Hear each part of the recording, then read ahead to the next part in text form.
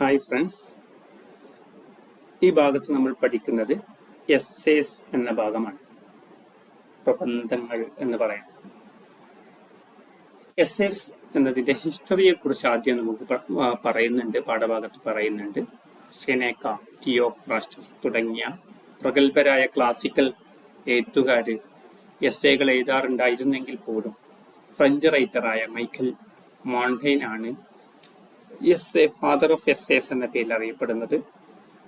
അദ്ദേഹത്തിൻ്റെ പ്രധാനപ്പെട്ട എസ്സേസ് എന്ന പേരിലുള്ള വർക്ക്, അത് വിവിധ വിഷയങ്ങളെ കൈകാര്യം ചെയ്യുന്ന ഒരു പ്രശസ്ത ഗ്രന്ഥമാണ് എന്ന കാര്യം മനസ്സിലാക്കുക. അതേസമയം the father of English essay എന്ന പേരിൽ അറിയപ്പെടുന്ന ഫ്രാൻസിസ് ബേക്കൺ, അദ്ദേഹം എസ്സേ മേഖലയിലെ വളരെ പ്രധാനപ്പെട്ട മറ്റൊരു വ്യക്തിത്വമാണ്. അദ്ദേഹം ഇംപേഴ്സണൽ, നമ്മൾ തൊട്ട് താഴെ പറയുന്നുണ്ട്, എസ്സേസ് രണ്ട് തരത്തിലുണ്ട്, പേഴ്സണൽ എസ്സേ, ഇംപേഴ്സണൽ എസ്സേ എന്ന പേരിൽ. അതിൽ ഇംപേഴ്സണലായ എസ്സേകളിലൂടെ എന്ന് മാത്രമല്ല, തത്വജ്ഞാനവുമായി ബന്ധപ്പെട്ട, ഫിലോസഫിക്കൽ ഐഡിയാസുമായി ബന്ധപ്പെട്ട വളരെ വ്യത്യസ്തങ്ങളായ കണ്ടന്റുകൾ ഉൾക്കൊള്ളുന്ന ഒരു എസ്സേ എഴുത്തുകാരനായിരുന്നു ഫ്രാൻസിസ് ബേക്കൺ. അതുപോലെ ഇതിൽ നിന്നൊക്കെ മനസ്സിലാകുന്നത് ഫ്രാൻസിസ് ബേക്കൺ ഒരു പ്രത്യേക തരത്തിലുള്ള എഴുത്തുശൈലിയാണ് സ്വീകരിച്ചത്. മോണ്ടെയ്ൻ വേറൊരു രീതിയിലുള്ള എഴുത്തുശൈലിയാണ് സ്വീകരിച്ചത്. ഇങ്ങനെയുള്ള പ്രയോഗങ്ങളിൽ നിന്ന് മനസ്സിലാകുന്നത് ആ കാലത്ത് എസ്സേ എന്നതിന് ഒരു പ്രത്യേക രൂപം, ഫോമാറ്റ് ഉണ്ടായിരുന്നില്ല എന്ന് നമുക്ക് മനസ്സിലാക്കാൻ പറ്റും. അഥവാ ഒരു loose form and does not follow a particular form, ഒരു പ്രത്യേക രീതിയിലായിരിക്കണം എസ്സേ എഴുതേണ്ടത് എന്ന നിയമങ്ങളൊന്നും അന്ന് ഉണ്ടായിരുന്നില്ല. സാമുവൽ ജോൺസൺ എസ്സേകൾ ഡിഫൈൻ ചെയ്യുന്നത് തന്നെ, അതിനെ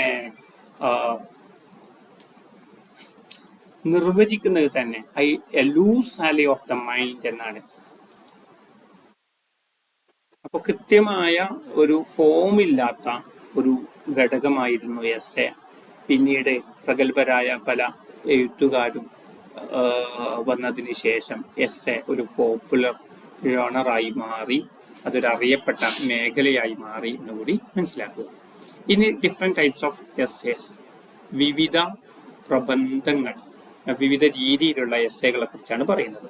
അതിലാദ്യമായി നമ്മൾ തൊട്ടു മുമ്പ് പറഞ്ഞതുപോലെ personal essays and impersonal essays.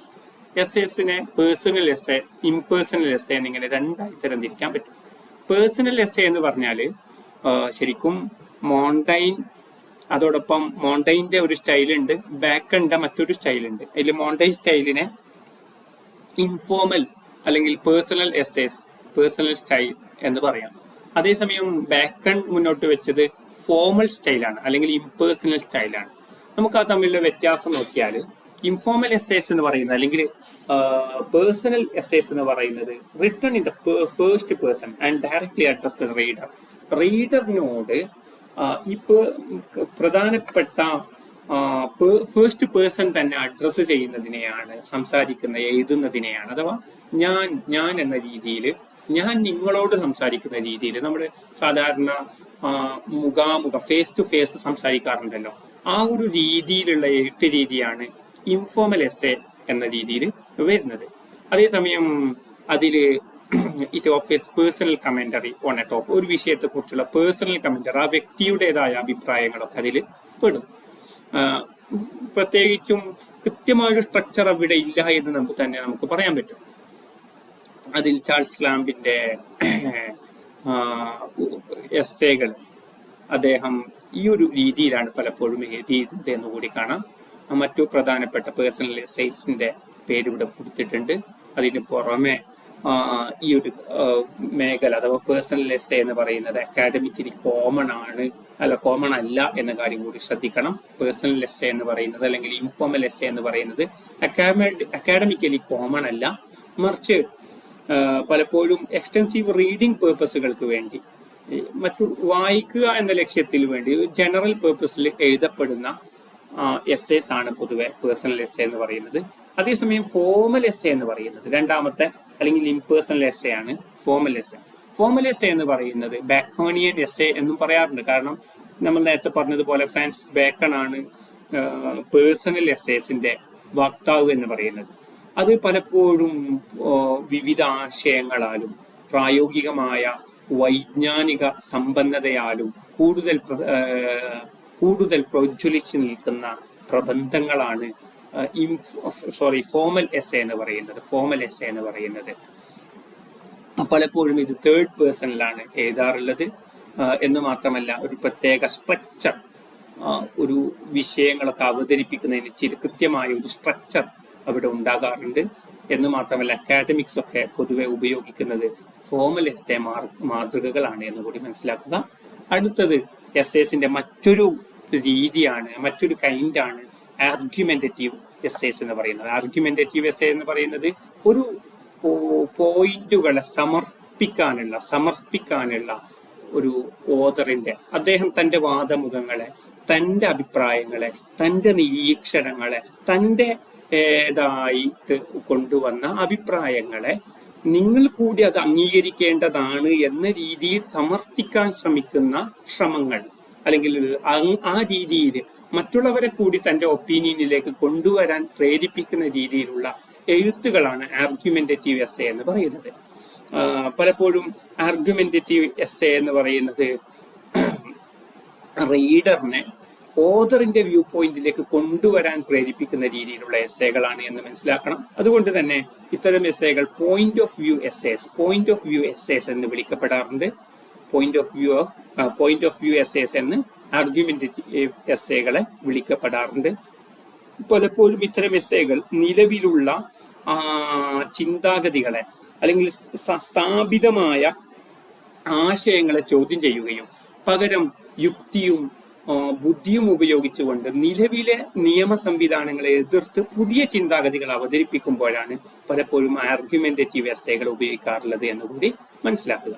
അടുത്തത് അനലിറ്റിക്കൽ എസ്സേ ആണ്. അനലിറ്റിക്കൽ എസ്സേ എന്ന് പറഞ്ഞാൽ ഒരു വിഷയത്തെ അനലൈസ് ചെയ്തുകൊണ്ടുള്ള അതിന്റെ ഡീപ്പർ ലെയേഴ്സിലേക്ക് ആഴത്തിലിറങ്ങിക്കൊണ്ട് ഒരു വിഷയത്തെ പഠിച്ച് ഒരു സിനിമ അല്ലെങ്കിൽ ഒരു നോവൽ അല്ലെങ്കിൽ ഒരു വിഷയം അല്ലെങ്കിൽ ഏതെങ്കിലും ഒരു പ്രശ്നം നടക്കുമ്പോൾ ആ പ്രശ്നത്തിന്റെ കാരണം എന്താണ്, ഏതോ ഒരു സ്റ്റേറ്റിൽ അവിടെ 2 രാഷ്ട്രീയ പാർട്ടികൾ കൂടി അല്ലെങ്കിൽ 2 മതവിഭാഗങ്ങൾ അല്ലെങ്കിൽ 2 സാമൂഹിക വിഭാഗങ്ങൾ തമ്മിൽ കലാപങ്ങൾ ഉണ്ടാകുന്നുണ്ട്.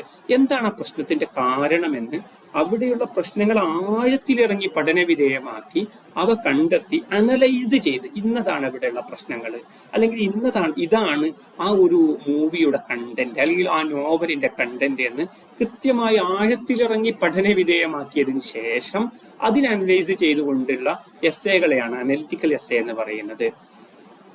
അപ്പോ ഇത്തരം അനലിറ്റിക്കൽ എസ്സേ വായിക്കുമ്പോൾ നമുക്ക് ആ മൂവിയുടെ അല്ലെങ്കിൽ ആ ഒരു സിനിമയുടെ, നോവലിന്റെ, ടോപ്പിക്സിന്റെ, സിറ്റുവേഷന്റെ അല്ലെങ്കിൽ ഒരു പുസ്തകത്തിന്റെ കൃത്യമായൊരു പിക്ചർ നമുക്ക് ഈ ഒരു അനലൈസിലൂടെ നമുക്ക് കിട്ടുമെന്ന് കൂടി മനസ്സിലാക്കുക.